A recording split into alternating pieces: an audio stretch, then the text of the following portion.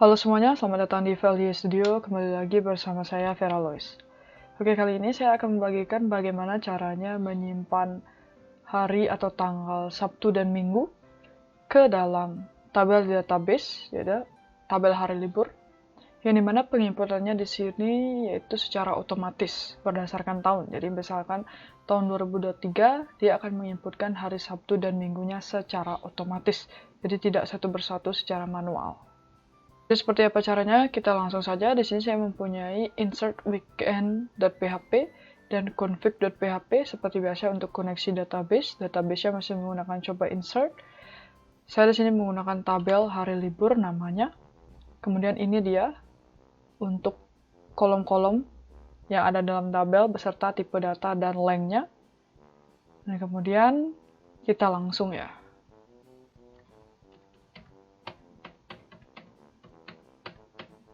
Sini saya buat judul, insert otomatis, Sabtu Minggu berdasarkan 1 tahun. Dan saya buat tag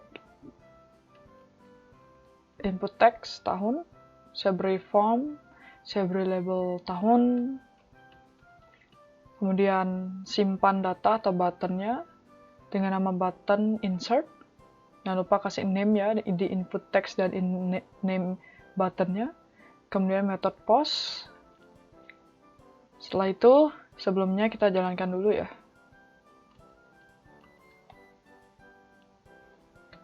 Ini dia hasilnya, baru kita buat ke PHP-nya. If iset dari name button-nya ya, yaitu insert, ini. Dan selanjutnya, kemudian kita panggil, deklarasikan tahun, berinput teks tahun untuk mendapatkan nilainya. Kemudian sini saya buat $from tanggal, jadi kita akan ubah ya. $tahun 0101, jadi kita akan memberikan nilai from-nya itu pasti di bulan Januari tanggal 1 berdasarkan tahun yang diinputkan. Jadi di sini misalkan di sini inputnya tahun 2023, berarti tahun ini akan jadi 2023. Misalkan 2024 diinputkan di sini, maka jadi 2024 seperti itu. Kemudian to tanggal di tanggal 31 bulan 12. Jadi seperti biasa tanggal 1 mulainya, kemudian akhirnya di tanggal 31 bulan 12. Kemudian kita akan startnya kita ubah jadi str2time ya. Untuk tanggalnya, jadi formatnya yang 31 IMD pakai strip, itu kita ubah jadi str2time supaya lebih gampang kita melakukan for atau perulangannya. Nah, untuk mendapatkan tanggalnya sini tentu kita akan menggunakan perulangan for ya. Jadi i-nya, i pertama i sama dengan 0 atau awalannya itu pakai i sama dengan start ya. Kemudian kondisinya ketika i lebih kecil atau sama dengan 2 ya, yang ini. Kemudian i plus sama dengan i plus 86.400. Kemudian ini maksudnya kenapa ditambahkan seperti ini? Ini supaya mendapatkan next hari selanjutnya ya, karena ini dirubah dalam bentuk str2time supaya lebih gampang mendapatkan hari selanjutnya. Jadi kalau misalkan untuk number itu kan gampang ya, from 0, kemudian kondisinya lebih kecil atau sama dengan 10, berarti i++. Nah, kalau tanggal tidak bisa segampang itu, jadi kita ubah dulu ke format str2time. Kemudian untuk mendapatkan tanggal selanjutnya atau next harinya, kita tambahkan 86.400. Kemudian di sini date kita dapatkan harinya ya, berdasarkan i. Kemudian di sini kita akan buat sebuah check date ya, untuk melihat harinya berdasarkan tanggal ini. Jadi ini kan kita sudah mendapatkan tanggalnya. Kemudian kita akan cek date dari tanggal yang kita dapatkan ini, apakah dia termasuk hari Sabtu atau hari Minggu. Jadi menggunakan date L ini. Kemudian selanjutnya baru kita buat if check date sama dengan Saturday or check date sama dengan Sunday. Baru kita akan melakukan, di sini di atasnya kita akan tambahkan dulu ya, include config.php ya, config.php yang ini ya, untuk menghubungkan ke database-nya. Baru kita buat $insert MySQL query $connection biasa, $connection dari connection MySQL connection-nya. Baru kita buat insert into hari libur, tabel hari libur, nama kolomnya tanggal libur dan keterangan. Values-nya adalah $date, jadi $date yang ini ya. Dan keterangannya kita langsung buat Sabtu, Minggu gitu ya. Seperti ini. Oke, ini dia. Ini harusnya ditambahkan min ya. Oke, seperti ini. Ini kita coba dulu ya. Apakah mau ya? Kita refresh database-nya ya.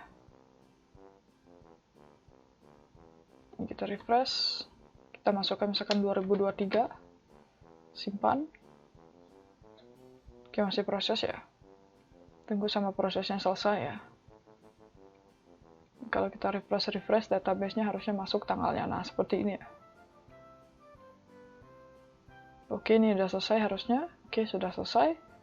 Kita cek ya, apakah sudah menginputkan hari Sabtu Minggu ya, tanggal di Sabtu Minggu ya. Kita cek tanggal 24 bulan 12 itu adalah hari Minggu. Ya, tanggal 3, 9, 10 bulan 12. 3, 9, 10 ya, juga termasuk Sabtu Minggu ya. Oke, ini dia Sabtu Minggunya sudah tersimpan ya. Nah, selanjutnya bagaimana caranya kalau misalkan ada yang, ini kan sudah menginputkan tahun 2023 ya. Kalau misalkan diinputkan tahun 2023 lagi, berarti kan jadinya double data ya. Ini akan menginputkan di tahun 2023 lagi ya. Nah, ini double data. Nah, gimana caranya kita menanggulangi ini ya, supaya tidak terjadinya double data ya. Caranya kita akan melakukan pengecekan dulu di sini sebelum melakukan insert into ya. Oke, di bagian atas ini, di bagian sini ya. Check date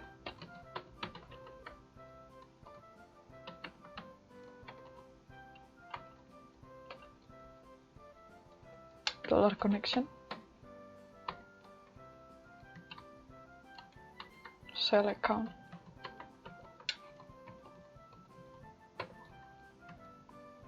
as ada tidak.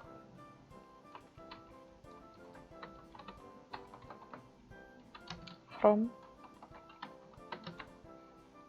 hari libur, where tanggal libur, year,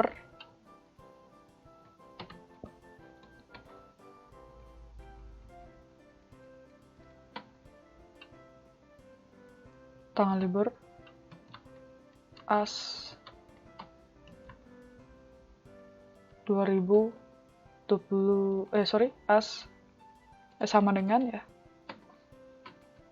dolar tahun.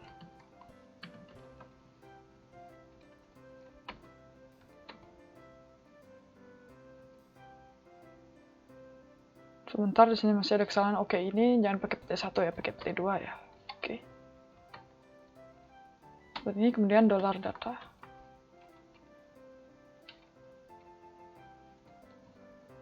Data check.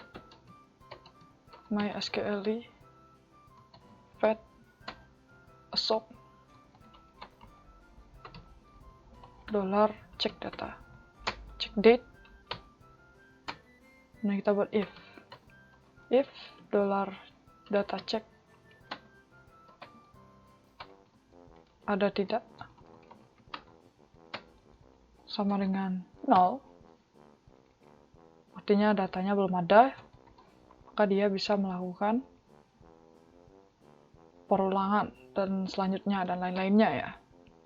Dan else, mungkin dia akan menampilkan alert seperti itu.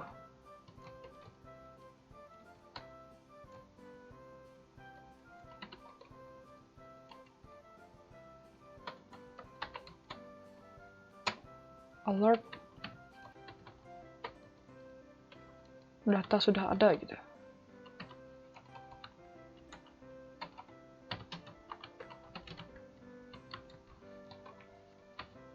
Oke, seperti ini.